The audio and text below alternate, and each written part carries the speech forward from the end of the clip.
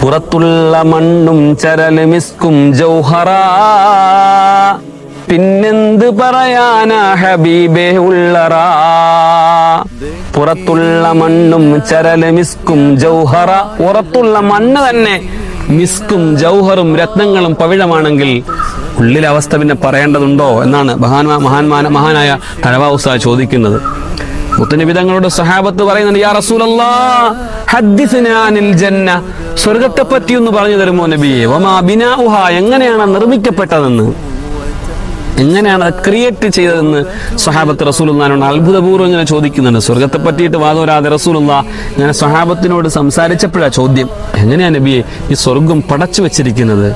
ഇന്ന ഹാഇത്തൽ ജന്ന ലബിനത്തും മിൻ ഫില്ല, വെള്ളിയാലുള്ള പരിപൂർണ ശുദ്ധമായ വെള്ളിയാലുള്ള മതിൽക്കെട്ടുകളാണ് സ്വഹാബത്തെ. വലബിനത്തും മിൻ ദഹബ്, അതിൻ്റെ ഇടയിൽ സ്വർണ്ണ ഇഷ്ടിക, 916 അങ്ങനെ നമ്മൾ പറയൂലേ, 916 ഗോൾഡ്, അത്രയും നല്ല കട്ടിയുള്ള സ്വർണ്ണ കട്ടികളാണ് ഇഷ്ടികളായിട്ട് വെച്ചിരിക്കുന്നത്. തുറാബുഹ സഗ്ഫറാൻ വത്തീനുഹ മിസ്ക്, അതിൽ പൂശിയിരിക്കുന്ന ആ സ്വർണത്തിനെയും വെള്ളിനെയും ഘടിപ്പിക്കാൻ വേണ്ടിയിട്ട് പൂശിയിരിക്കുന്നത് സഗ്ഫറാൻ, കുങ്കുമമാണ്. തുറാബുഹ വത്തീനുഹ, അതിൽ മിസ്കാണ്, ചെളിയായിട്ട് ഇങ്ങനെ പുരട്ടിയിട്ട് സുഗന്ധപൂർണമായ ഒരു മതിൽക്കെട്ട് തന്നെയാണെന്ന് അല്ലാഹുവിൻ്റെ റസൂല് പറഞ്ഞു കൊടുക്കാൻ